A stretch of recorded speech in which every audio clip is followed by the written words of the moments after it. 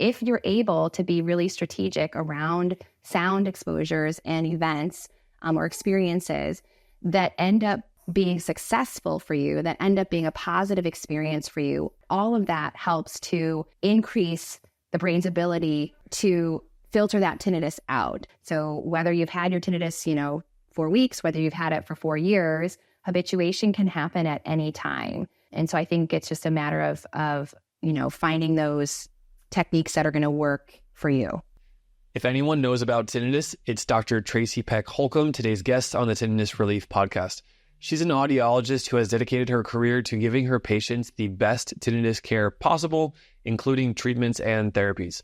Above all else, she's provided compassionate and comprehensive tinnitus care for over 15 years. She is a fellow member of the American Tinnitus Association, the American Academy of Audiology, and board certified by the American Board of Audiology. Dr. Peck Holcomb is a past president and board member of the California Academy Audiology, and she's worked on the Treble Health team as a tinnitus audiology expert for over 2 years. Welcome, Dr. Tracy. I want to jump right into it and ask you, what are the core strategies or techniques that you recommend your patients do on a daily basis? What are those consistent tips that tend to lead to the best outcomes? I think that there's 5 that I sort of came up with after thinking about, what do I work with my patients? And I think that if patients do these things consistently, it'll really help facilitate that process and make it as manageable for them as they're moving along through the 4 stages. So number 1, having a sense of progress. And I'll get into more detail on each of these 5 in just a little bit. But number 1, having a sense of progress. Number 2, a sense of relief. Number 3, a sense of control. Number 4, a sense of safety. And number 5, a sense of setting yourself up for success, or being strategic in setting yourself up for success. So I know it sounds like a lot, but really there's sort of smaller pieces of this that can be done daily. And those days add up to weeks, and those weeks add up to months. And before you know it, you'll be making headway into getting that tinnitus to be not a significant impact in your life. So for number 1, that sense of progress, I think one of the things that I found to be really impactful for patients is to acknowledge and celebrate the wins. And what I mean by that is we're not talking about, oh my gosh, like my tinnitus was gone for a week. We're not talking about these huge kind of breakthrough moments. Those do happen too. But I think really it's on a day-to-day basis, acknowledging those successful moments that you have throughout the day, or things that you've been able to do even with your tinnitus. And so I think the more patients work on kind of shifting that mindset from focusing on what you haven't been able to accomplish yet to the things that you have been able to do, whether you were able to go for a walk with a friend and you really enjoyed it, and for a little bit you weren't thinking about your tinnitus all the time, or you were able to go to finish a work project that you were able to do and focus and concentrate on, and the tinnitus didn't, interfere too much with your ability to complete that task. So things like that, it can be something very little. It can be big. I think one of the keys is to make sure that on a daily basis, you acknowledge and give yourself credit for the work that you're doing, because it's hard work. And to, even better yet, if you have that list or you have a journal, to write down those wins. And you'll see, if you look back over the course of a week, over the course of a month, there's lots of things that you've been able to do successfully, even with your tinnitus and managing the tinnitus at any given time. And so I think along with that, looking at your tinnitus journey or that habituation process from more of a bird's eye view versus really getting caught up in the day-to-day or getting caught up in the weeds. Because I think if we look at it from a bird's eye view, if we look at it from a overall perspective, you'll see that on average over time, progress is being made. I think if we really sort of hone in and get too focused on day-to-day, that it becomes harder to gauge the progress that we're making. And we get stuck in thinking, the tinnitus is, fluctuated. It's never going to go back down. It sort of leads to more negative thinking, because we know as a basic tenet of tinnitus that it's going to fluctuate. There's going to be changes day to day, sometimes hour to hour for some patients. So if we sort of, scale back a little bit, look at it from a more overall perspective, it's easier to then, if we look at it from an overall perspective, it's easier to be able to assess and see those wins. Okay.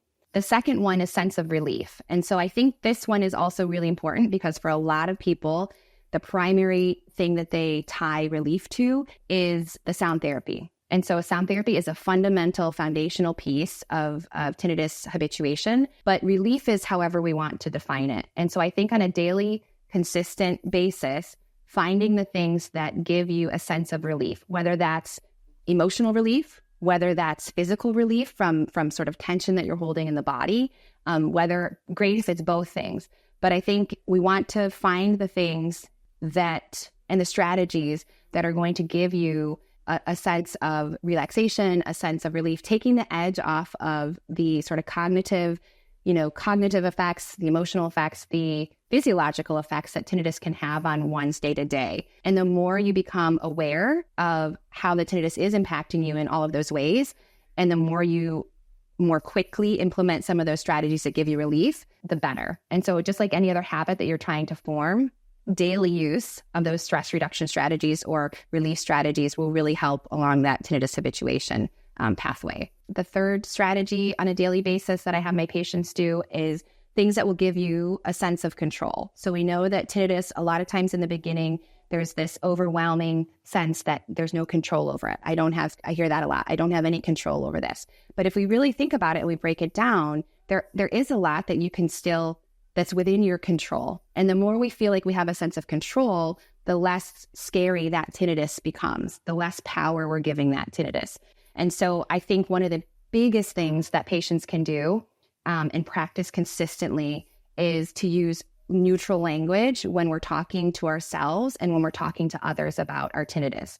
And this takes a lot of practice. And so constantly in sessions, if people are using the word spike, or they're using a lot of negative language to talk about the tinnitus, I'm constantly in that moment, nope, let's change it. Let's shift that to a more neutral word. And if that's done, and that can be done on a daily basis, because a lot of times the negative thoughts that we're having or the way that we're talking about the tinnitus to loved ones, to friends, to ourselves internally, the way that we're talking about our tinnitus to our loved ones or to ourselves really helps to increase the amount of attention that our brain is paying to the tinnitus. So if we can neutralize the language that we're using, and I think a lot of times we're talking about, these big kind of cognitive behavioral techniques, but something as simple as just changing the words that you're using to describe your tinnitus or your experience with your tinnitus on any given day. If we can shift it, it will often help with shifting the way you not only think about it, the way you feel about it, but the way you behave. And so neutral language is the key to then opening up all of these other opportunities for continuing to facilitate habituation. And I think secondary to using neutral language as a way to help give a sense of control for someone who's dealing with tinnitus, I think the second part of that is making an informed decision versus a fear-based decision. So for example, I worked with a patient recently, and there's a big fear of getting into a sound environment or an acoustic environment that might make his tinnitus worse, right? That's a pretty common fear. I don't want to do anything that's going to make my tinnitus worse. And so oftentimes people avoid situations like that, or they will be super anxious ahead of time if they do decide to try to go something, right?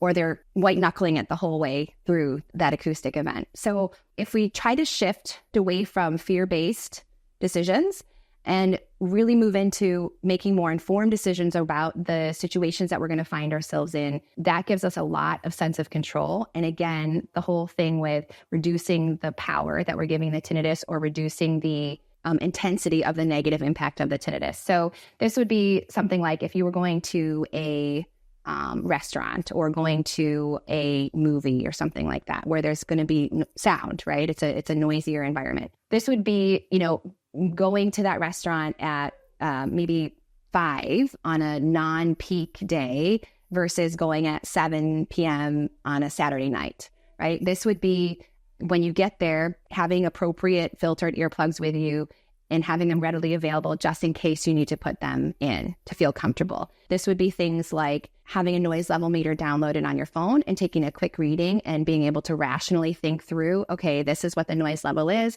This is what my earplugs are going to give me in terms of reduction in the noise.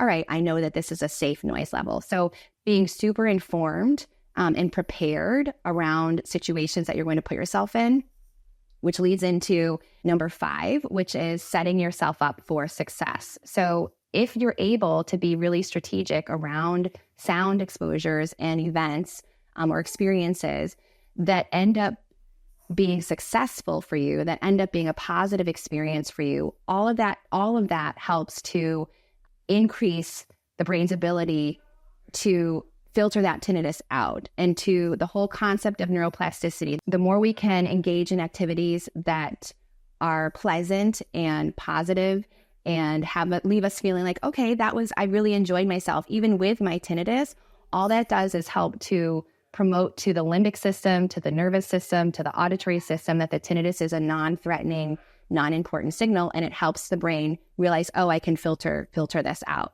And I think the other piece to this, setting yourself up for success, not only being strategic, making those informed decisions, but start small. So don't try to push it, is essentially what I'm saying. I think there's a tendency, I've seen this a lot over the years, where it's like, well, I'm just going to push through it. I'm going to go to, I don't know, this music show and just kind of, grit my teeth and bear it and see how I do.